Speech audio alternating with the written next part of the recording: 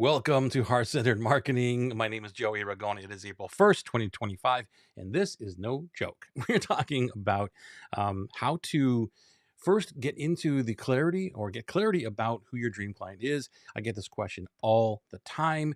Once somebody accepts it to be true that there is a complete difference between an ideal client avatar, an ICA, and a dream client. And the difference really is that there's no line between business and friendship. A dream client is someone who is in your life. They're part of your business. They're part of your life. And no matter if they're giving you money or not, you are just dying to hang out with them. That's really what it is. It's like a best friend who pays you.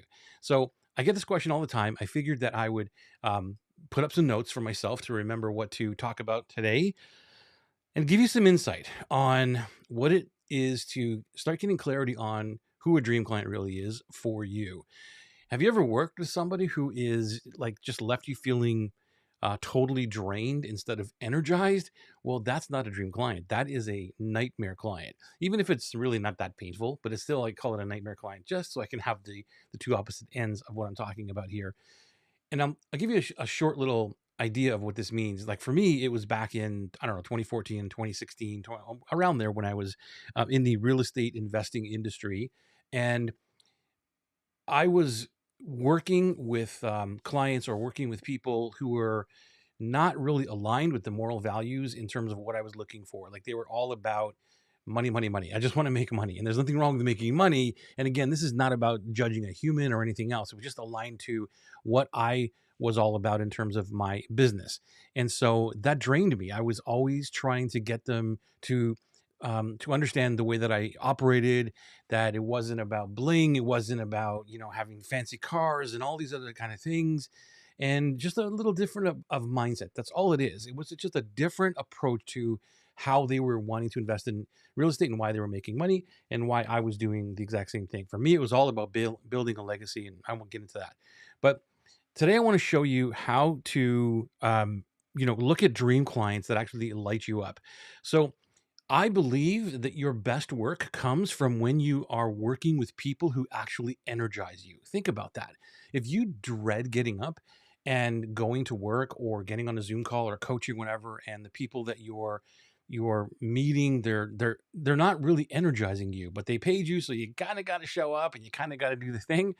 That to me is not a way to live a life or even run a business.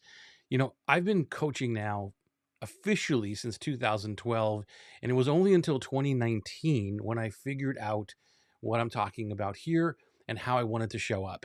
And it wasn't about money at all. It was about how do I get out of bed every single day and be totally jazzed to go and speak to whoever it is that I want to speak to.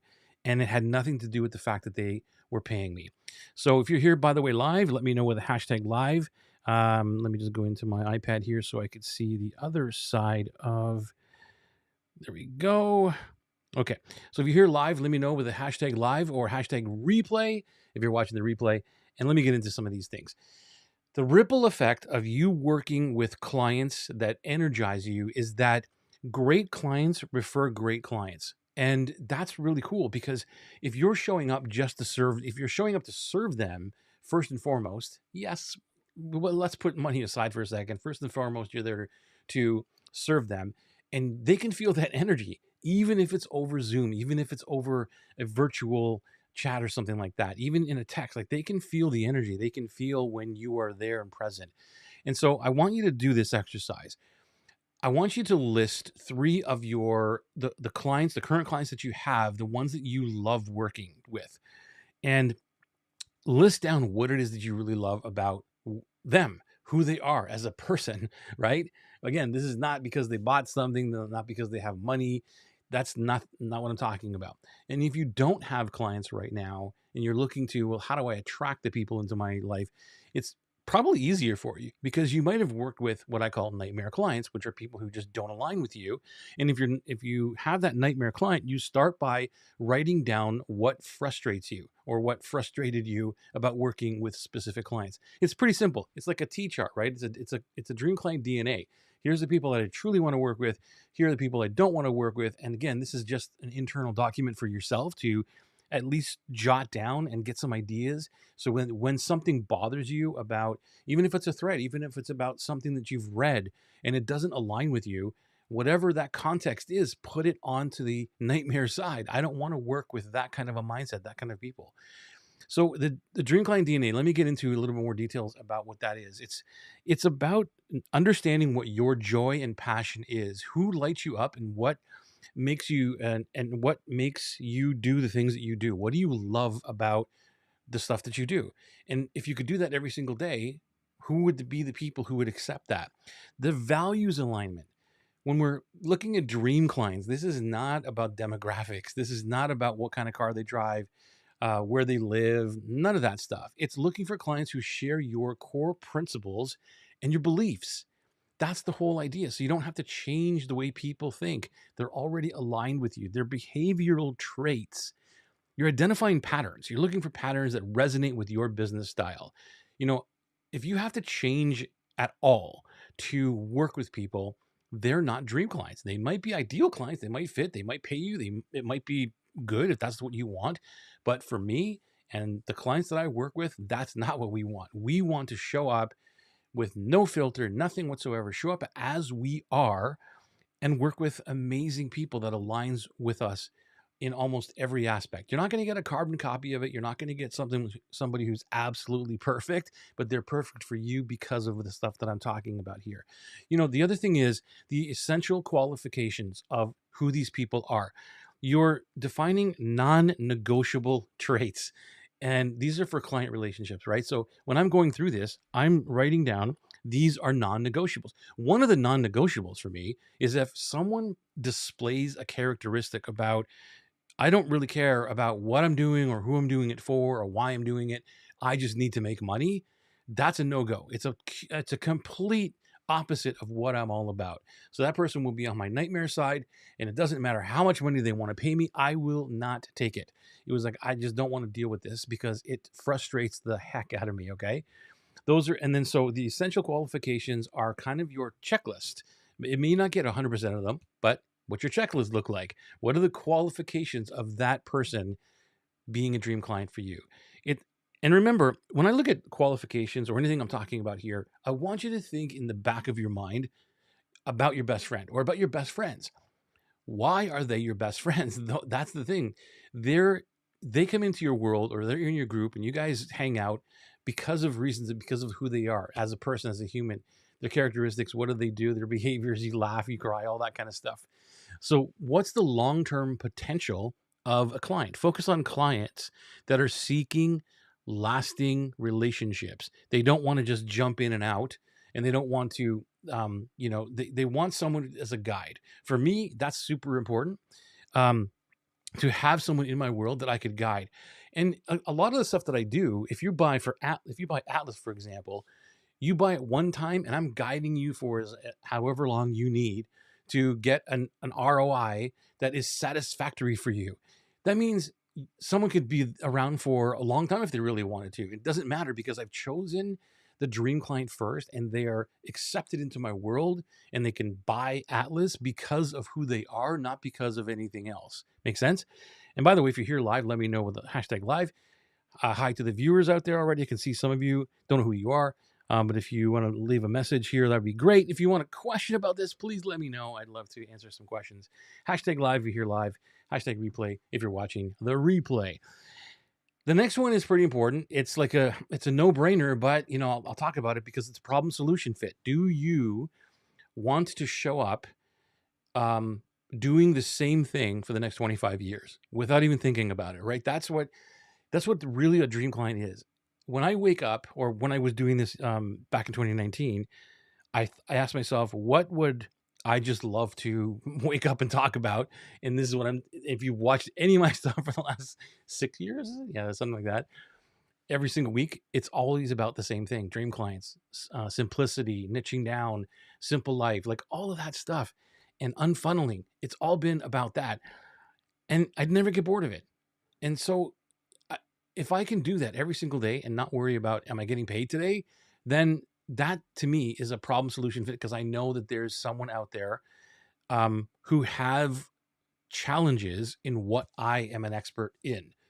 you know, doing this, defining the true dream client, defining truly what they serve that dream client with, and then how to communicate with those dream clients, like the marketing piece, the offer, like how do you put that in a heart-centered way? I'm an expert in all of those three areas, and I love talking about that. So that problem solution is what I have discovered by having conversations with the tribe, which is the most important thing. You have to gather the tribe, or at least go and enter conversations where you know that they are. And I'm not talking about sales conversations. I'm talking about getting what I call content creation conversations, where you can get into conversation that you're answering and you're helping and you're getting a vibe for this person. But because you're putting effort into doing that, you can also create content out of that. Because hey, if you're writing a post or a reply that is 200, 300, 400 words, you may as well use that as a repurpose and help other people, and maybe make a post of yourself, or a post on your own. But anyway, that's a whole other discussion, which brings me to the communication style. And this is one that I overlooked for a little while. And I remember having a client that mentioned that it was not like the partner of the client was not really a fan of the way that I communicated. Sometimes I would, you know, use some bad words and they were not really fond of that. And I've calmed down a little bit in the last little while, but that's just the way that I am. Eventually, because I want to, um, bring a point across, sometimes something's going to come out. And so if I have to filter who I am by showing up and how I communicate, that's going to be a challenge, because my brain doesn't allow me to focus in on the actual client and what I'm doing.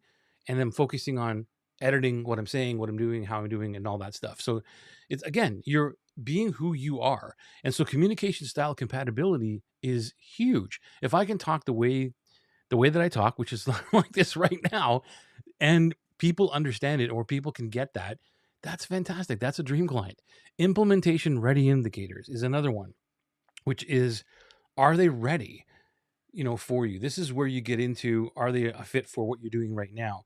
Because you want people that are dream clients who are ready for you right now.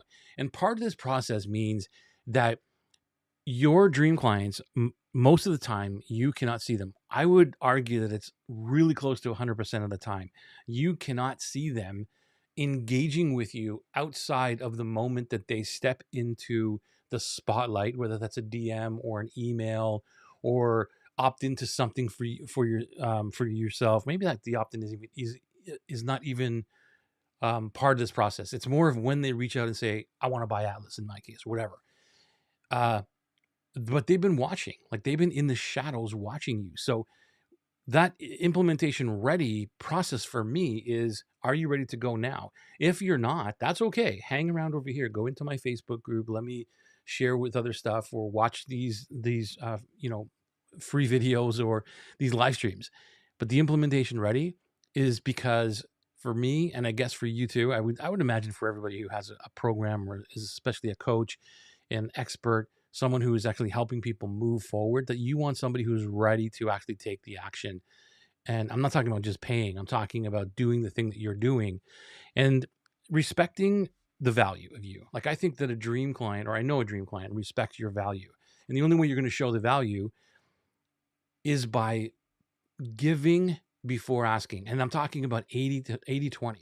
So you're giving and you're sharing 80% of the time.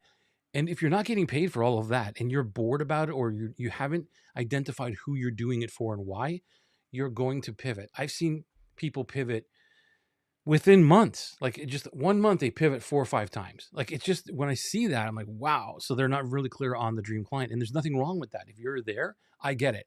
But the whole idea is this is, you need to be clear about who your dream client is, so you don't pivot. And there's a whole other area of mindset of keeping going, and pushing that flywheel, like Good to Great Jim Collins talks about, pushing that 30-foot, 5,000-pound, flywheel. You get all this effort into just making a little bit of a budge at the beginning, and then you kind of, it may begin to nudge a little bit. Imagine trying to do that every single time. Every time you stop, you're going back to a brand new 5,000-pound, 30-foot wide flywheel and trying to nudge it forward again to get it in momentum. Whereas if you would just stay with one thing, the one dream client, which is why this is so critical, then eventually that flywheel begins to move faster and faster and faster. So you want to have red flags and green lights, and it's the common warning signs to watch out for in anything. So if you accept this to be true and you want to have a dream client who is part of your life and part of your business in terms of them being just someone you want to hang out with, then start looking from above, like 30,000 feet above you. And when you're looking at a thread, or you're listening to somebody, or you're even working with somebody, and something does not resonate with you, then that is a red flag. Just put her on a list or somewhere and start looking for those things. Start looking for green flags. Positive indicators are what you're looking for. Okay. So you want to decline also people that are not a right fit for you. There's ways of declining them. But again, dream clients are not just a fit, because the program is there and the problem is there. And it's kind of like, hey, this will work for you. It's more about, does the program fit? Do they fit with your life? Do they fit the tribe that you've already built? If you put that person in to the tribe, will they gel with everybody else? If you can't answer an absolute yes, they're not a dream client. One of the last things I want to share with you is the questions that I ask, or one question that I ask myself is, if I could live with them, be stuck with them on a deserted island, if I can't answer an absolute yes, they are not a dream client. I know it's a crazy question, but it's one of the filters that I look for is, wow, if I had to spend the next 25 years with this person on a deserted island, how would I feel about that? Okay. So that's where this dream client philosophy or mindset is a little bit different than just an ICA, an ideal client avatar. It's, how do they fit into my life? Like, what traits do you want as part of your clients? What is the client relationship? How does that look like for you? And what if there was no exchange of money? Would you still hang out with that person? And be honest with yourself. Be honest. Because I mean, I've worked with many people who are amazing human beings. Again, I'm going to say this one more time, that this is not about judging any human being whatsoever. They're just not aligned with you and your business and what you show up for every single day. So I don't worry about showing up. I don't worry about, hey, I made a mistake, or all these things. I just am me, and my dream clients get it, just like your best friends would get it. Hopefully this helped you. I'm super, super happy that you're watching these. And maybe just, if you have a question after this, watch the replay. Let me know with the hashtag replay. If you have a question, comment, whatever that is, I would love to hear it. And I'll see you again soon on the next Heart Centered Marketing.